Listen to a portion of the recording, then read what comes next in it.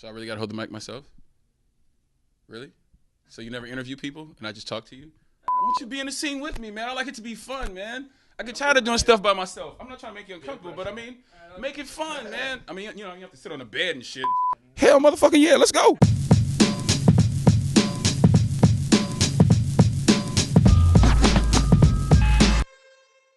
What's up, everybody? This is Ryan here with NEHip-Hop.com. Chilling with my man, Bishop. What's up? How you doing, man? Doing good, Bishop brother. Lamont. Thank you for having me, brother. All right, man. So why don't you tell everybody why you're in New York today? We're out here selling drugs, selling lots of That's good, pills, some young kid trafficking, to some sheiks and stuff, something like that. Oh, damn, that's good. It's good money. So, I mean, with you doing that, I mean, I know you. I rap too. Yeah, you went. I to, rap. Yeah. You went to K-Slay. I mean, what was up with that? Shouts out to K-Slay. Yeah. Whenever I come out to New York, man, I get the opportunity to. I gotta be like Ricky Bobby, where I hold my hands.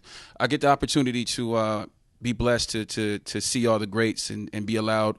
I have to say, be allowed to rock on their show. So shouts out to K-Slay, to Jazzy, to Radio, everybody out there. You know what I'm saying? Over there at K-Slay, with K-Slay and everybody, Shade 45, Reef, Sway.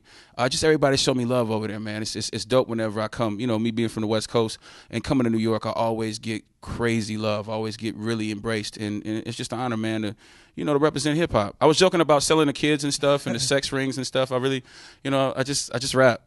I mean, that's what it says. That's what I say. Anyway. Back to it though. You just released your 9th Street album, the Preformation. Very good. You do your research. A little bit. Thank you. But no, you released that. You said it's going to be your final one. I was just wondering how the fans been reacting towards it and everything like that. It's been the most popular of all the street albums ever. I've never seen the kind of organic explosion of it, because DJs have taken, shouts out to all the DJs that have been supporting me from day one, but especially now that have taken it upon themselves to pick their own joints off of the Preformation and put them on the radio. Put them on Shade 45, put them on their mixtapes, put them on their underground shows, put them on whatever. Like, that's the dopest feeling when you make the music for the people and they just receive it and run with it. So it's the dopest. It's the dopest out of all the street albums that I've ever had that reaction. It's very humbling, and it's great to have that confirmation that that's what people have been missing and that's what people want, because I made that whole project in only 2 weeks. You know what I'm saying? So that's crazy. It was crazy. It was just because I wasn't going to sleep. It was just that kind of feeling like it's got to be done. This is how I'm feeling while I'm still working on my debut album. So it was just dope, man. It was crazy. It was crazy, and the rewards, are just exponential right now. It's dope. Right. So yes, I said exponential. I can't spell it, but I know what it means. Anyway, though, I mean, on top of that, like you just mentioned, your debut album. I mean, that's pretty crazy. This is going to be your debut studio album, the Reformation. Right. And I was just wondering if you have, if there's anything you can maybe add on to that, like what you're doing and, how's the recording of it been, things like that. It's been the most tedious, very critical of myself and critical of the creation of it, really checking myself and making sure I'm not repeating myself, making sure I'm really digging deeper than I've ever dug before, with finding new creative ways to express it, new rhyme patterns, just making sure the concepts are very unique and original in my approach, so it's nothing like I've ever done before.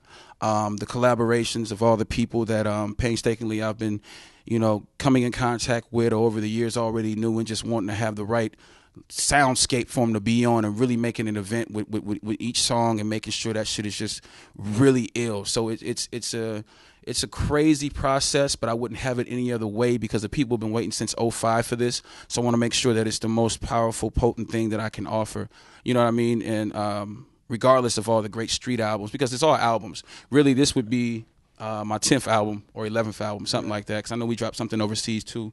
I think it was Mecca Gospel that came out in Japan, but that's just the body of work. That's how it goes for me, and I just think the people deserve the best. I think people have been getting ripped off a lot in hip hop and just rap, pop, whatever the fuck you want to call it. People have been really ripped off in music in the last 10, 15 years. It's been a super decline, and people giving really great music and really great art and really great truth in it. So that's the whole thing that's always on my mind. You know what I mean? Absolutely, man. And cool thing about that too, I mean, I know, like you said, this is your 11th album, but it is your debut studio album. Right. I mean, you were signed to Aftermath. Yeah. And I was just curious when you. They're always curious. Go ahead. Gotta go ahead, be sir. curious with Aftermath. No, but Yeah. with you leaving Aftermath, I mean, I was just wondering if that was like a fallout, or if it was like a mutual agreement, or if it was just something that was better for It you. was a little bit of everything. I mean, it was about to be a really bad situation if they didn't give me my freedom. There was so much behind the scenes that I won't speak on even now, because that's between me and them, and that was consensual. I agreed to sign that contract, so I took that roller coaster ride. I didn't want it to be a roller coaster ride. I wanted it to be something sincere and for everybody to keep their word and everything to be on the up and up, but it wasn't. And that's where you leave it, and fans are not on the inside of what the business is and what those real kind of environments are. So they have the rose-colored goggles on where they think it's just all dreamy and we're running around in Bentleys and everybody's friends and we're throwing pixie dust in the air and money and everybody's happy. And it doesn't fucking work that way. There's a lot of things that go on that shouldn't go on. And I mean, that's the nature of the beast. That's the nature of the business. That's why so many people lose their souls, lose their own identity. They disappear. That's why, when you're coming up and you look at other rappers that you were fans of and then they just vanish, you go, I wonder what happened to him. And believe me, there's a horror story there, some other fucked up shit. So for me, it's just like, nah, man, I didn't get into this to sit on the shelf. I didn't get into this to just be Casper the Friendly Ghostwriter. I got in this to have my own career, and I don't want to be 58 before I put out an album. You know what I'm saying? I don't want to sit here and be like I'm in a musical prison. I have many more endeavors and many more things that I want to pursue. Hip-hop is just one of the things, you know what I mean? So that was just for me, long story short. But that's what it was for me. I need peace. I need to retain my identity. I have a greater allegiance to the Most High and my family and my peers and people that I hold down, that's locked down, put money on their books, take care of a lot of families, take care of a lot of different things. I don't have time for that shit. Right. You know what I'm saying? Rap is just rap, but we have real lives and things have to be taken care of and maintained. I ain't got time for that bullshit. And that's where it is. Yeah, no, that's the craziest thing about it, too. Like you're saying, rap's just rap. I mean, when you were signed to them, it seems like you were rapping your ass off. I mean, there's rumors that you had hundreds of unreleased songs. I still do. Yeah, I mean, exactly. But that's what comes to the territory. I've never been afraid of hard work. Learning that from my father, learning that from my mother. That's just learning from my grandfather, my grandmother. It comes from a family of hard fucking workers. So me being as fucking anal as I am about the creation and, the mix and the overall release of it, all I know is to work. But when you try to take advantage of that work, that's the fucking problem. Right. When you try to stifle that work, that's the fucking problem. You know what I mean? Right. That's all I do. If one thing I'm better than a rapper is being a father. You know what I'm saying? And being better than a father is a servant to the Most High. So that's the order of things. I'm about family and the art. And I love each of those things extremely much. So it has to be 100% for me. I'm not going to work with people that I don't respect. Like you see me here talking shit with Dave and talking all the funny. That's because I really love dude. That's my big bro. We go through the fires, not because he knows Talib and he knows so-and-so. So we're cool because I want to know these people too. And that's what you have in the business. You have people that just click hops and they only want to be down because they're trying to find their way in. People that I work with is because I'm a fucking fan of their work. We're peers, we're friends, and we're cut from the same cloth. Absolutely. That's why you don't see me on songs with motherfuckers that you be like, why is he on a song? If you see me on a song with a motherfucker, it's because I really fuck with him. Absolutely, man. Period. Yeah, you treat it like you're supposed to treat it, Message. Yeah, exactly. But that's a good thing. Message. But yeah, no, to kind of touch a little more on what I was trying to say with that though. My bad. I just go on a tangent. Don't worry about it, man. I'm not high. I just got out the gym, so I'm jacked. But no, I mean, just a little curious to me, especially for the fans who really love your music, and we know you put your all into your music. I appreciate you that you know that. Are you gonna be able to release any of those songs that are on Aftermath that you? The funny part is you heard a lot of this stuff, but then other stuff is just not supposed to come out. A lot of stuff was designed to come out on Aftermath. So since I'm not on Aftermath, there's no reason for it to come out. You know what I mean? Right. It was a lot of writing for Dre. It was a lot of other songs for other people. It's just shit that doesn't matter to me. Oh, you know what I mean? And people are always so infatuated. No disrespect. I understand them not knowing. But for me, it's like I left there in 2008. It's 2014. Mm-hmm. If I've moved on, y'all need to move on. You know what I mean? It's like, I know that they want to see me and Dre together. That's great. Maybe someday. But I mean, really, what would be the reason for it? Right.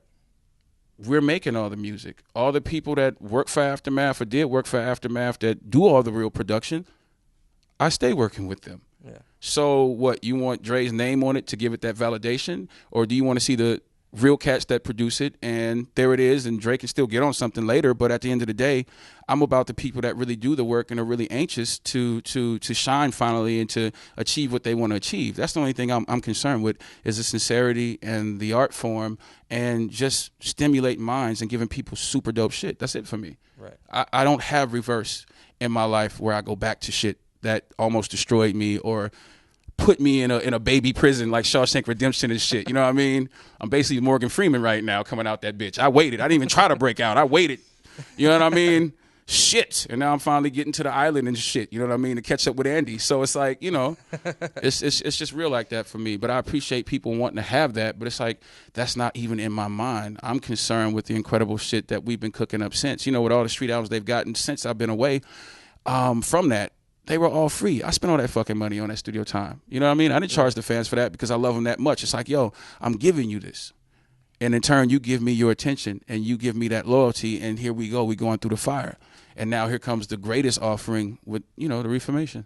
All right, absolutely. Message. Metaphorically speaking. Metaphorically. I think you are saying The Island is pretty much that album. Once you drop that official studio album, is there a release date for that Island? July this summer. I'm fucking happy again. What fans can't see from the outside looking in is I wasn't happy when I was there. At first I was, but then shit got fucked up. And then when I got to start faking the funk and acting like I'm happy, see, I know when I look at interviews, I know when I was fucking pissed and some shit had just happened at the studio, or some shit happened with Dre, or some shit happened with Curatus, whoever the fuck it was, on some sideways shit, and I still got to get in front of the camera and act like shit is cool. So when I got to start acting, cut. Because I'm all about real life 24/7. We have fun, we joking, because that's me. You saw me off camera. I'm the same fucking idiot. Absolutely. But when I got to start faking the funk and I got to start acting like a CIA or a White House, you know, representative and start lying about some shit, nah, man, it's time to break the fuck out. So now it's fun. I'm already on the island, man. You know, it shows in the Preformation. It showed in the layover. It shows in everything that we're doing. You know what I mean? And now, on top of that, having my own label situation, shouts out to Baron, California Dreamin', I have my own label, Monster Jam Sanctuary. So it's going to be beautiful to control my destiny like I intended from the jump and be able to put out nothing but dope MCs, nothing but dope, you know, producers, nothing but dope rock bands or jazz or whatever the fuck I want to do, because I'm a weirdo and I just love music. If I find a metal band I like, or if I find a reggae band, I can do whatever the fuck I want. And I don't have to go ask for permission like I got a daddy. I do have a father, and he's the shit. Hello, Richard. But you know what I'm saying? Big up. You know, but it's, you know, it's dope now, and that's what it's fun. I can just create music and whoever the fuck I want to go do it with and go, here, fans, now let's go fucking crazy, you know, at a show. It's beautiful. Absolutely, man. That's muscle milk for everyone. Well, I mean that's the whole point of music, right? To express what you want to do. That's and make medicine to the people. You know what I mean? That's what's missing. Nobody's giving people medicine anymore. Nobody's giving people inspiration. Nobody's giving people any healing properties in the music. Nobody's giving people any play-by-play like what's really going on in the world. My mindset has always been global. It's even more global now because we don't even own hip-hop anymore. America has become very arrogant with the perception that we hip-hop. It's like, man, this motherfucker's in Africa and Dubai and fucking Australia, all kind of places that's doing it better than y'all doing it here because you don't even appreciate the gift of this shit. I'm watching motherfuckers in South America spinning on fucking concrete. They on their head. I think they were called B-Boys. It was these cats in South America. It's a dope documentary if you haven't seen it. It came out last year before that. And they were breakdancing to stay away from being killed in gangs. They were breakdancing without cardboard. This motherfucker was in the middle of the street, bad pavement, spinning on his fucking head. They love it that much. They rapping that hard. They're making beats that hard. And here we are, just spoiled. And we don't see the gift of it and how it reaches so many lives that we don't even fucking know exist. I can't even spell the places that motherfuckers live that bump hip-hop. So it's like it's a bigger level of connecting with people and rocking the world, man. Even fucking aliens. When the aliens finally show up, they be like, yo, Bishop, we fuck with them albums, son. Like, all right, word, let's do it. Let's do it, son. That's sick. I'm just saying, shouts out to the aliens. They coming. They coming. Or are they already here? Conspiracy. So I mean, it's safe to say that you're pretty content with your, you know, staying on your own, doing your own label things, kind of staying independent. That way you can do what you want. Or I always was. See, that's the scary part. I already had songs on the radio before I signed to Aftermath. You know, people might know the history back in L.A., but I was already on and moving. Yeah. I had a bidding war out here in New York, and I chose to go with Aftermath. Right. You know what I'm saying? Right. So I already was doing everything myself. When I came into the system, I pretty much already knew all those producers. I pretty much knew most of all the rappers already because I was doing stunt work on most of the videos. I already had made my friendships and my relationships. I used to send my mixtapes out through the mailroom, cheat codes, put my mixtapes in with other shit. You know what I'm saying? Like smart shit. That's why I tell people now, in the way that the system works now of music and how it's consumed, how it's put out, how it's packaged, you don't need labels. It's kind of hustling backwards now when you can do everything yourself. Right. Why go and be a prisoner? Why go and enslave yourself when you already have the freedom? It just takes a lot more elbow grease and work and focus and having the right people around you. But you can do what the fuck you want and win. Yep, absolutely, man. Why go to a major and then only get 5 cents, 8 cents an album? Have a crazy ass budget placed on you that you'll never be able to recoup, when you can just do that shit in your crib, or your man got a studio, or you working and you get studio time, put your whole shit together yourself. Even if you only sell 50,000 units, guess what? How much money is that if it's $10 a pop? Think about that shit. You're doing your own shows. You're selling your own merch. Pay attention to the real shit. Don't pay attention to the illusions on TV and the shit you see on World Star and what you read in magazines. That's how the propaganda machine works. See the motherfuckers that's independent. Do your research here, just example. Do your research on Tech 9 and see how much he pulled in last year alone. Message. Makes the Forbes list every year. How does he do that? Right. Yeah. So that's what I say to all up and coming artists, or artists that's trapped in the matrix that just ain't been strong enough to want to say what's real. Get out the matrix, man. Unplug and go do it for yourself, because this music, once you make it, is there forever. So you want to be proud of that. That's your legacy. So if you're not doing what you're happy about and you're not doing what you love, you're not living. We die every day in increments. Like, it's the most dope fucking thing I ever heard at this point in my life when I heard somebody say, we die every day in increments. So don't waste a motherfucking day. Don't waste a moment, because death is certain. Death is guaranteed. But our dreams and our opportunities, man, there's the work. You know what I'm saying? So that's what I be telling people, like, yo, get it, man. I'm having so much fun. I'm out here on Sway by myself. I'm out here on K-Slay. I'm everywhere. I'm seeing all kind of cats. We doing what we do.